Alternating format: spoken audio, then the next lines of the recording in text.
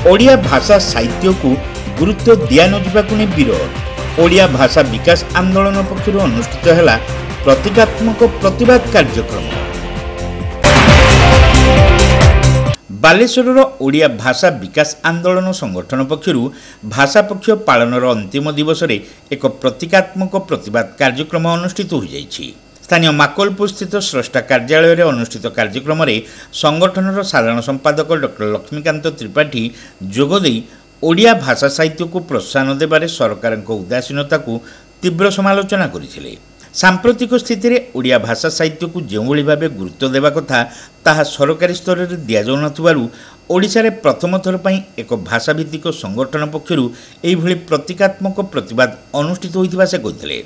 2017 मसिया परठारु दीर्घ 8 वर्ष धरी ओडिशा साहित्य एकाडेमी पक्षरु साहित्यिक मानकु कोनोसी पुरस्कार प्रदान हेउनथिबा बेले 2023 मसिया ठारु बहु प्रतीक्षित अति बड़ी जगन्नाथ दास पुरस्कार और सारस्वत संवर्धना उत्सव आयोजित नहेबा अत्यंत दुर्भाग्यर विषय बोली से कहिथिले। सेहीपरि ओडिशा साहित्य एकाडेमी साधारण परिषद ए जाबत पुनर्गठित होई पारि नाही। एपरिकी साहित्य परिषदर सभापति कि उपसभापति पदवी रे केही आसीन होई नांती। फल परिषदर समस्त प्रकार कार्य परिचालन रे एक प्रकार अंतराय सृष्टि होइछि। यह विरोध में राज्यर प्रथम संगठन भावे ओडिया भाषा विकास आंदोलन पक्षरु शुण शुण आहे सरकार आम भाषा साहित्य दरकार शीर्षक कविता पाठोत्सव सह केबे कार्यक्रम हेबो ओडिया साहित्य परिषद शीर्षक वक्तव्य कार्यक्रम अनुष्ठित होइतला। परे शुण शुण आहे सरकार नाटक परिवेशित होइतला।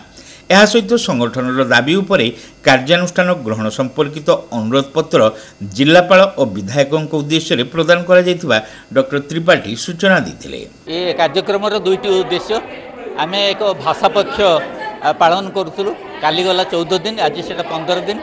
आज कार्यक्रम है आपण मैंने जानते आम साहित्य एकाडेमी सभापति बोली कहीं नहांती, उपसभापति कहीं नहांती। 8 वर्ष है कौन साहित्यिक को संबर्धना प्रदान करा जाए नहीं, एभली कि अति बड़ी जगन्नाथ दास पुरस्कार दि जाए नहीं, साहित्यिक मान को संबर्धना करा जाए नहीं, तार परिषद साधारण परिषद टी ना। तेणु यहाँ कौ जगार समस्ते हुए तो लेखिकी तार प्रतिवाद करुँच, किंतु आज आम गोटे नुआ धरणर प्रतिवाद कलु। से मुझे भावुँ ओडिशार एटा प्रथम प्रतिवाद जोटा कि कवितार ये 40 जन कविता सरकार जो करूना काम गुड़ाक तार प्रतिवाद करिसेंती कविता माध्यम रे। एवं आपण माने जानिथिबे गोटे नाटक मध्य परिवेषण होईचे। से नाटक ना होचे सुण सुण मोर सरकार। जे आमे सरकार को निवेदन करिचु से यथाशीघ्र आमे जहाँ दाबी करूचु ताको पूर्ण कर दियंतु। आमे नाटक माध्यम रे से दाबी मध्य करिचु जे आमर 8 वर्ष है साहित्यिक मान को संबर्धना प्रदान करा जाए ना, पुरस्कार दिया जाए ना, ताको दिया जाऊ, संबर्धना प्रदान करा जाऊ।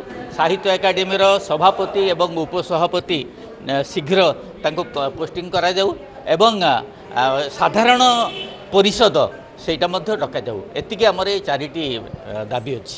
आमे गोटे व्यंगात्मक आमे जे नाटकटा परिवेषण कलु से व्यंगात्मक ढंग से करिचु। कवि माने केते हिनस्ता होउचंती, प्रकाशक माने पैसा नौचंती किंतु ठीक भाव में बही दौनाहांती गोटे व्यंगात्मक धरणर। किंतु प्रकाशक हुंतु बा साहित्यिक हुंतु समस्तंकर गोटे लक्ष्य ओडिया भाषा और साहित्यर केमती उन्नति हम। से आम सरकार नवेदन करूँ से माने समस्तंकर मनर कथा बुझंतु एवं भाषा और साहित्य केमती उन्नति हम चेष्टा करंतु।